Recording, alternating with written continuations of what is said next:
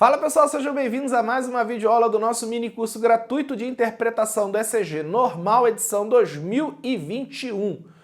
Um curso aqui gratuito, oferecido pelo Cardiosite. Eu me chamo Anderson Luiz e dando continuidade ao estudo do ECG Normal, chegamos à nossa 8ª videoaula, em que nós veremos aí o sistema hexaaxial, também conhecido como rosa dos ventos, e veremos também o plano horizontal.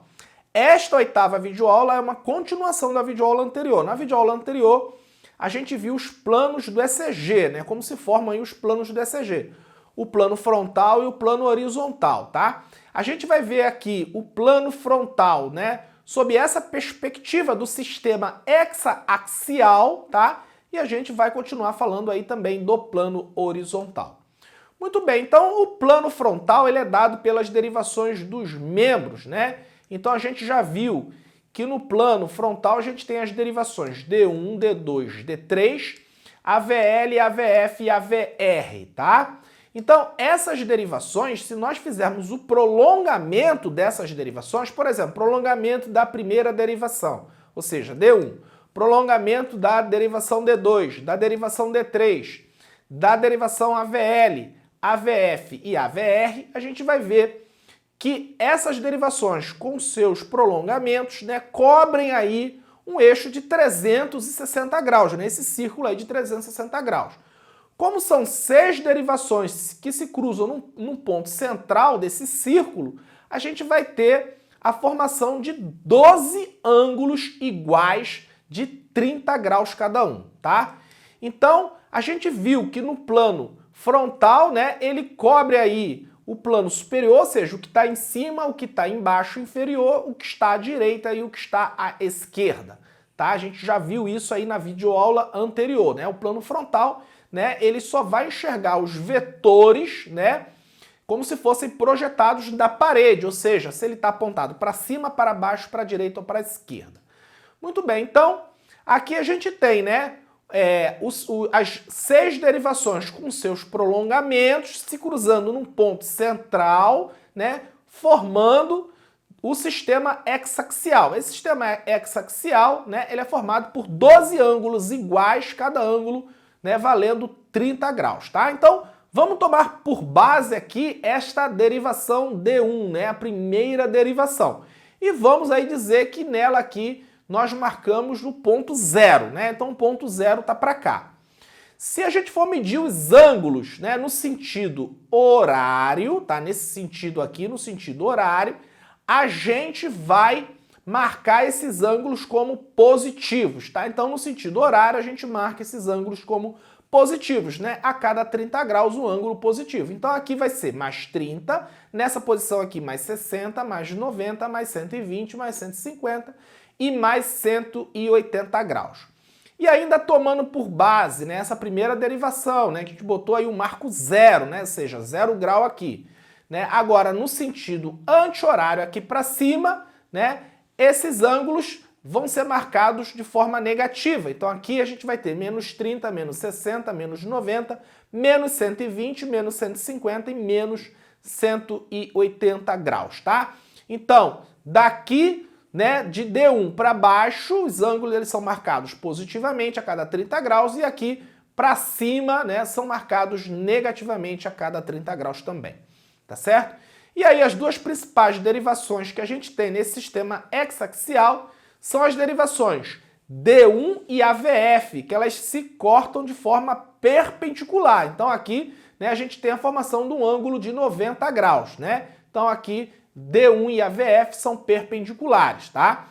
Então, a gente consegue dividir esse sistema hexaaxial, para facilitar o nosso estudo, a gente consegue dividir em 4 grandes quadrantes. E esses quadrantes são marcados da seguinte forma, tá? Esse aqui em amarelo, a gente chama de primeiro quadrante. Esse aqui em verde a gente vai chamar de segundo quadrante. Esse aqui em roxo a gente vai chamar de terceiro quadrante. E esse aqui em azul a gente vai chamar de quarto quadrante, tá? Então as derivações D1 e AVF formam 4 grandes quadrantes. Então aqui a gente tem, o primeiro quadrante, o segundo, o terceiro e o quarto quadrante, tá? Isso porque vai facilitar o estudo. Isso é só para facilitar o estudo aí, para a gente localizar um vetor dentro desse sistema x-axial, ou seja, do plano frontal, tá certo? Muito bem, então a gente já viu, né, que D1 e AVF, né, são derivações perpendiculares, ou seja, formam aqui 90 graus, né? Então, D1 e AVF são perpendiculares. Então você imagina o seguinte, né, que D1, né, está aqui olhando todas as despolarizações e repolarizações que ocorrem nesse sentido aqui, né? Ou seja, da direita para a esquerda.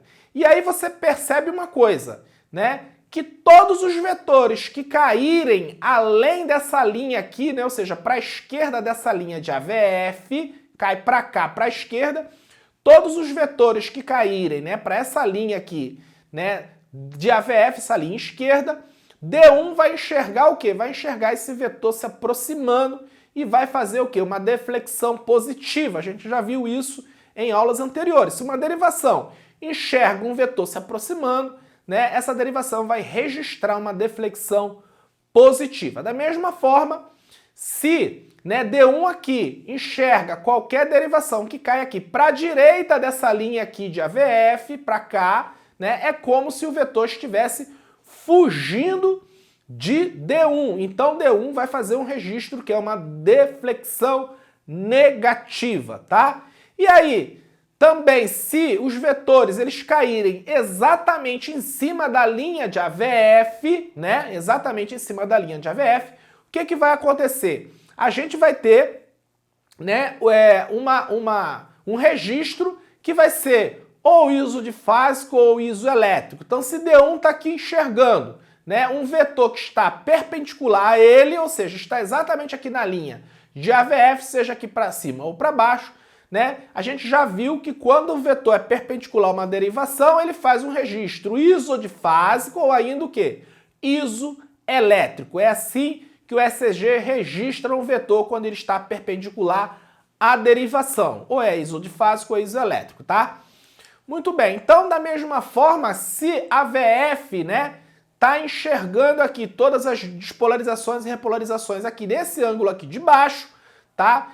E aí um vetor, ele cai aqui para frente dessa linha de D1, né? Porque D1 a gente já viu é perpendicular a VF. Se cai aqui para frente, né, a VF vai fazer um registro que é uma deflexão positiva, tá? Então se caiu para frente da linha de D1, a VF vai fazer um registro que é uma deflexão positiva. Da mesma forma que se cair para trás dessa linha de D1, ou seja, fugindo de AVF, a VF vai fazer o quê? O registro que é uma deflexão negativa. E da mesma forma, se esse vetor cair exatamente na linha de D1, ou seja, de forma perpendicular à AVF, a VF fará um registro o quê? Ou isodifásico ou isoelétrico. Isso vale para todas as derivações desse sistema hexaxial, tá? Então aqui, ó, só lembrando, né? As derivações D1 e AVF, elas são perpendiculares. As outras duas derivações que são perpendiculares, que você tem que memorizar, são as derivações D2 com AVL. Então D2 aqui com AVL, né? Elas se cruzam em 90 graus, tá?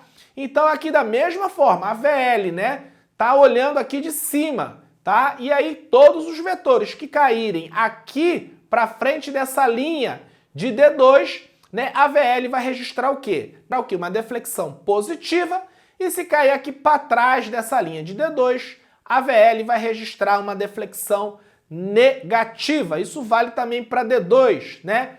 Todos os vetores que caírem aqui para frente dessa linha de AVL, D2 vai registrar, né, uma deflexão positiva, e se cair aqui para trás dessa linha de AVL, D2 vai registrar uma deflexão negativa. As outras duas derivações que se cruzam em 90 graus, ou seja, que são perpendiculares, são as derivações de D3 e AVR, tá? Então, quais são as derivações que se cruzam de forma perpendicular nesse sistema hexaxial, ou seja, no plano frontal? São as derivações D1 com AVF, né? São as derivações D2 com AVL, né? E por último aqui, as derivações D3 com AVR, tá? Então D3 e AVR também aí se cruzam em 90 graus, tá certo?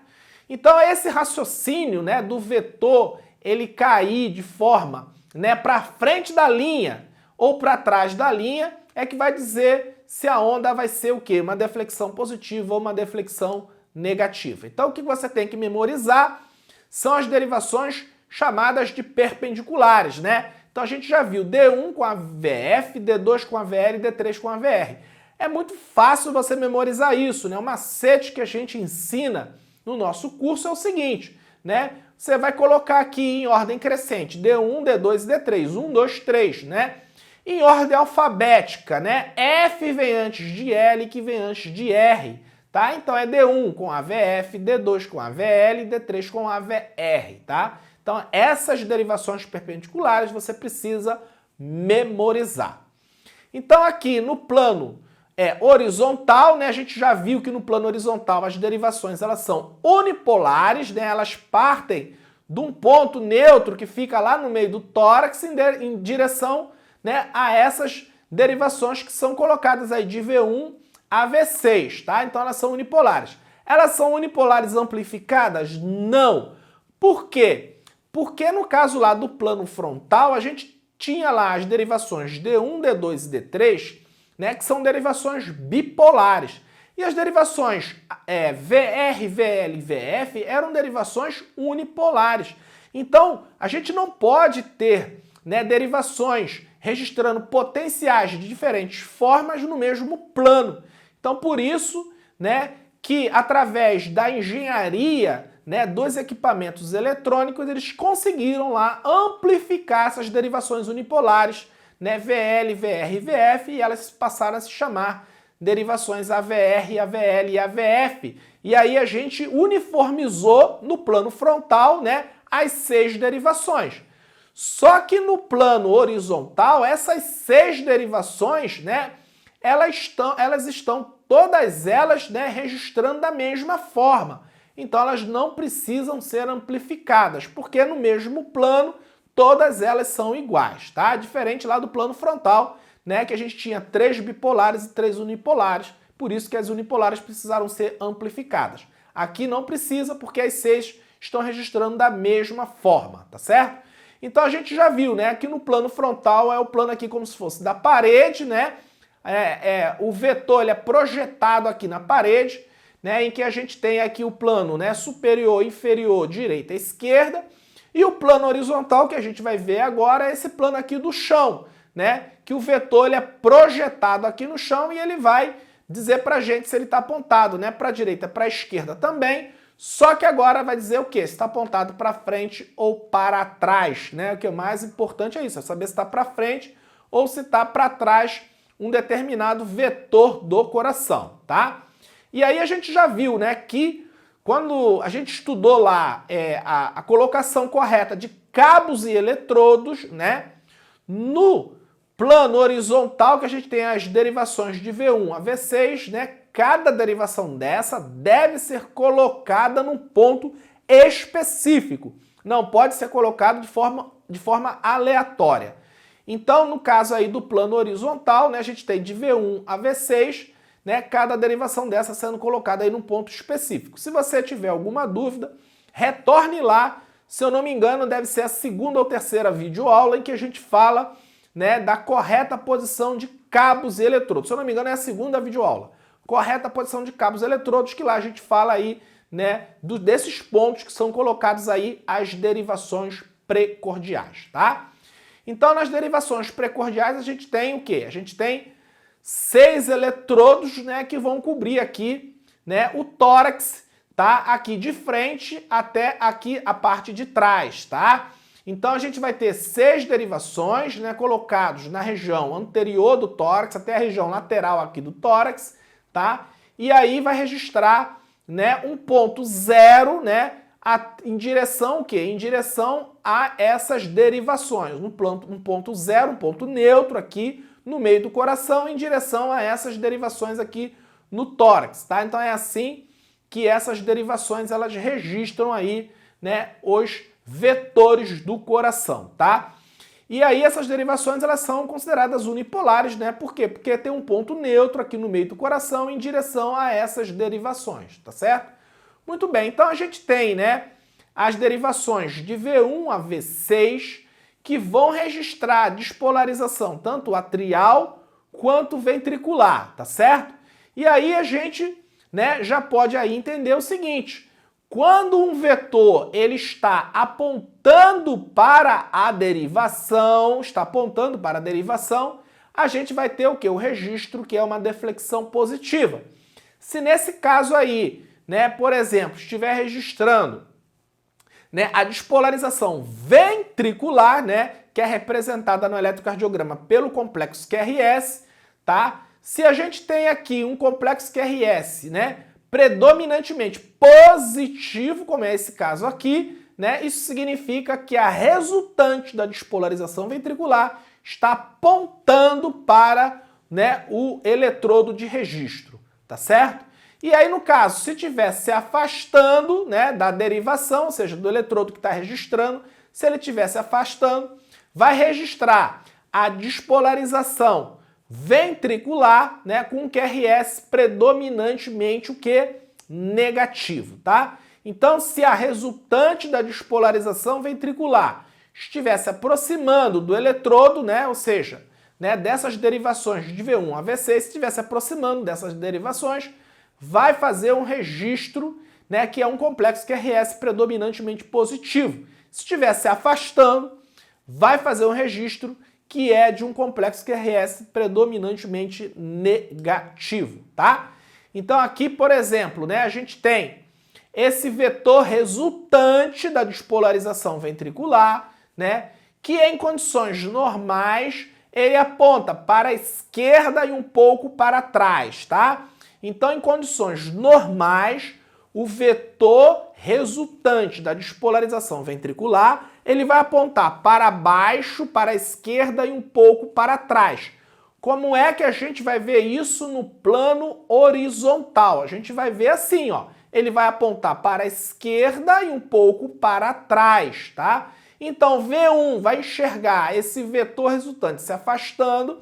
Então, um complexo QRS em V1, ele normalmente é o quê? Ele é negativo, ele é predominantemente negativo, né? V2 continua enxergando esse vetor resultante da despolarização se afastando e V2 continua sendo predominantemente positivo, só que a onda R aqui de V1, ela já aumenta de amplitude um pouco em V2, tá? V3, né, está vendo aqui a resultante da despolarização ventricular, né, de forma perpendicular, né, tá de forma perpendicular. Então V3 vai ter um QRS, né, praticamente o quê? Isodifásico. Já V4 já vai enxergar esse vetor o quê? Mais se aproximando do que perpendicular. Então V4 começa, né, a ficar, o QRS começa a ficar predominantemente positivo. V5 também enxerga se aproximando, né? Ele vai ficar positivo também e V6 também enxerga esse vetor resultante da despolarização ventricular se aproximando e também vai se inscrever de forma positiva. Então, normalmente, né, como é que é o QRS no plano horizontal, ou seja, de V1 a V6, né? Tem uma onda R pequenininha, né, com uma onda S, e à medida que vai se deslocando, né, aqui para a esquerda, a onda R, ela vai o quê? Ela vai crescendo, tá? E a onda S vai diminuindo, tá? Então é assim que a gente tem, né, normalmente a disposição do complexo QRS no plano horizontal, tá? Ele começa sendo predominantemente negativo, com uma onda R pequena. À medida que vai se deslocando para a esquerda, a onda R, o quê? Ela vai crescendo e a onda S vai diminuindo. Note que aqui em V3, né, o complexo QRS ele é praticamente isodifásico, que é onde ocorre a transição, né, da onda R sendo mais predominante, ou seja, a partir de V4 a onda R passa a ser mais predominante e em V3 aqui é a transição. Mais ou menos isso, tá certo? Muito bem, então é isso que a gente tinha que falar aí, né, mostrar para vocês, né, a questão do sistema hexaxial, que faz parte aí do plano frontal, né? Importante memorizar aquelas derivações perpendiculares, ou seja, D1 com AVF, D2 com AVL e D3 com AVR. Tá? Importante memorizar essas derivações, né? É importante fazer bastante exercício em relação à questão desse sistema hexaxial para você memorizar, né, a posição correta aí de cada derivação no plano frontal. Espero que você tenha gostado. Um forte abraço e até a próxima.